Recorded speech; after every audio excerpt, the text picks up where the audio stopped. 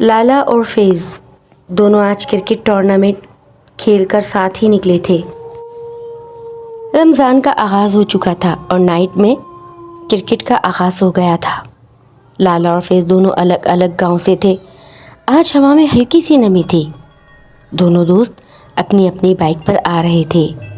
ایک چوراہے پر دونوں آ کے اکٹھے ہوئے اور فیض بولا، دیکھو لالا، 2:20 ہو گئے ہیں۔ آج ہم میچ ون کر گئے ہیں۔ اب آگے سے تھوڑی اور محنت کرنا ہوگی۔ تو اپنے ساتھ کل انور کو بھی لے لینا، اوکے؟ فیض ٹھیک ہے۔ احسان نے تو مونچھوں میں بل دیے نا، تجھے اور مجھے دیکھ کر دیکھنا اسے اپنی ہار ہضم نہ ہوگی۔ ہاں ایسا ہی ہے، انور چیتا ہے، اپنا احسان کی ٹیم کو دھول چٹا دے گا۔ کل کا جو میچ ہے وہ 20,000 پر طے ہوا ہے، پر ٹیم 5,000 جمع کروا رہی ہے۔ چل یار، کافی ٹائم ہو گیا ہے، اماں بھی انتظار کر رہی ہوں گی۔ دھیان سے جانا، کل ہوتی ہے انشاءاللہ ملاقات، پھر اوکے؟ اللہ حافظ۔ فیض اور لالا اب اپنے اپنے گاؤں کی سڑک پر آ گئے تھے۔ فیض اپنی دھن میں بائک چلاتا ہوا لے جا رہا تھا۔ اسے ایسے لگا جسے سامنے سے کسی نے بڑا بال ہوا میں اچھالا ہو اور اس کی بائک پر دے مارا ہو۔ بائک ہوا میں لہراتی ہوئی کھیتوں میں جا گھسی تھی۔ فیض نے جو منہ میں آیا بکنا شروع کر دیا اور بولنے لگا۔ اتنے میں 5-6 بچوں کی ہنسنے کی آوازیں آنے لگیں۔ اتنے میں ایک بچہ بول اٹھا، آرام سے بولو، ہم بہرے نہیں ہیں۔ دوسرا بچہ بول اٹھا، بائک بھگاتے وقت سوچتے نا، تمہیں کیا ہم کھیلتے ہوئے نظر نہیں آ رہے تھے؟ فیض کپڑے جھاڑتے ہوئے اٹھا اور اپنے بائک پر جیسے تیسے پہنچا اور اسے کھیت سے باہر نکالا۔ کھیت سے بائک باہر نکال کر جیسے ہی فیض نے 5 سے 6 ککیں لگائیں، مگر بائک جو تھی اسٹارٹ ہونے کا نام ہی نہیں لے رہی تھی، بلکہ اسے پھر سے آہستہ آہستہ کھیتوں کے اندر سے ہنسی کی آواز آنے لگی۔ اب فیض نے ارد گرد کے ماحول کا معائنہ کرنا شروع کیا۔ دور تک جاتی لمبی سڑک، اونچائی پر درختوں کا ایک طویل سلسلہ اور یہاں نیچے کچے کھیت۔ تو یہ بچے کہاں سے اور کدھر سے بول رہے ہیں اور یہ کہاں کھیل رہے تھے؟ اتنے میں بال پھر فیض کے سر سے ہٹ ہوئی اور وہ غصے میں بولا، کون ہے؟ کیوں تنگ کر رہے ہو؟ اچھے بچے رات کے اس وقت تھوڑی نہ کھیلتے ہیں۔ فیض یہ کہہ کر بائک اسٹارٹ کرنے لگا اور واپس اسی کچی سڑک پر اپنی بائک ڈال دی۔ موسم بہت زیادہ سہانا تھا، چاند پورا تھا۔ تھوڑی دیر بعد فیض نے دیکھا کہ سامنے سے پھر وہی کھیت نظر آنے لگے اور وہ ٹھنک گیا۔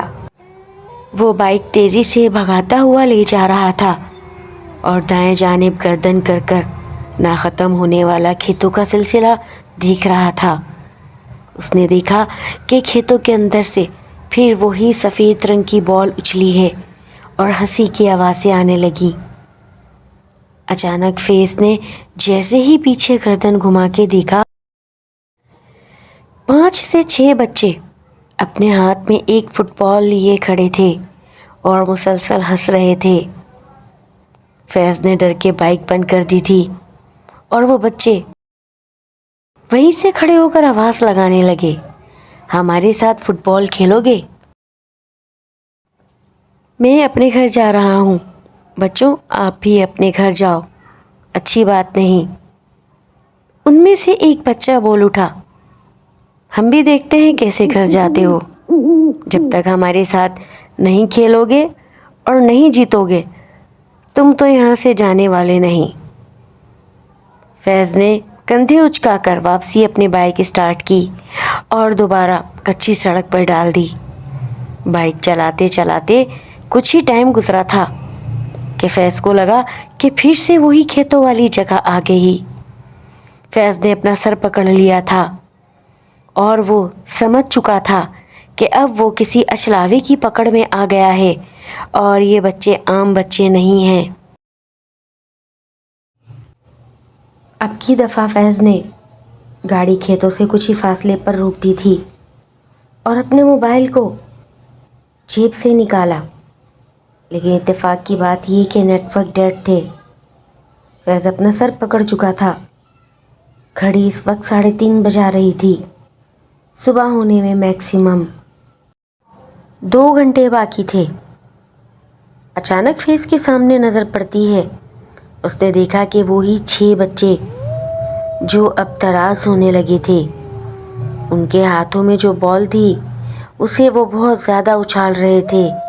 उनकी करिया हंसी की आवाज़ ने फैज़ के दिल को दहला कर रख दिया था।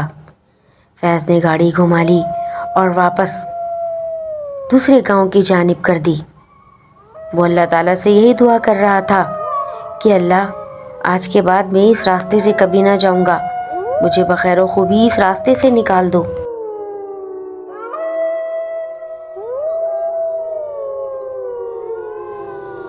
एक तो बच्चों की करिया हंसी, ये कौन थे? ये छल था जो फैज़ को घेरने के चक्कर में था। और पीछे से आती हुई दूर से भेड़ियों की आवाज़ों ने आज फैज़ को बहुत ज़्यादा डरा दिया था। फैज़ बहुत तेज़ी से बाइक वापस भगाता हुआ ले जा रहा था कि अचानक उसे एक छोटी सी झोपड़ी नज़र आई। फैज़ ने जल्दी से अपनी बाइक का रुख उस झोपड़ी की जानिब कर दिया। वो बच्चे कहीं हवा में गायब हो गए थे। जैसे ही फैज़ ने बाइक झोपड़ी के पास लगाई और खनकारती हुई आवाज़ में बोला, अगर कोई अंदर है तो क्या मैं अंदर आ सकता हूँ? इतनी देर में उसे अंदर एक बुजुर्ग आदमी की आवाज़ सुनाई देती है, बेटा अंदर आ जाओ। फैज़ बाइक साइड में कर तेज़ी से झोपड़ी के अंदर चला गया। फैज़ के आवाज़ पाख्ता हुए थे। वो डरा और सहमा हुआ था। उस बुजुर्ग ने जल्दी से उसे पानी दिया। बेटा क्या हुआ, क्या बात है? फैज़ ने सारी तफसील उन्हें कह सुनाई तो वो बुजुर्ग कहने लगे, बेटा मैं यहाँ अरसा दराज से रहता हूँ, पास ही मेरे खेत हैं। ये जगह मुनासिब नहीं।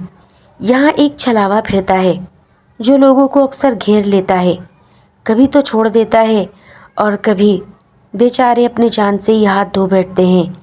अगर तुम्हें उस छलावे ने कुछ नहीं कहा तो यकीनन तुम्हारी माँ की दुआएं तुम्हारे साथ हैं और तुम बच गए। अब तुम सुबह ही यहाँ से जाना और हाँ, सहरी मेरे साथ कर लो, मुझे भी खुशी होगी। ये कहकर वो इधर उधर की बातें करने लगे और फैज़ खाना खाकर वहीं सो गया था। सुबह जैसे तैसे जब फैज़ की आँख खुली तो उसने बाइक स्टार्ट की, बुज़ुर्ग से ज़रूरी हिदायतें लीं और कभी इस रास्ते से ना जाने का वादा भी किया।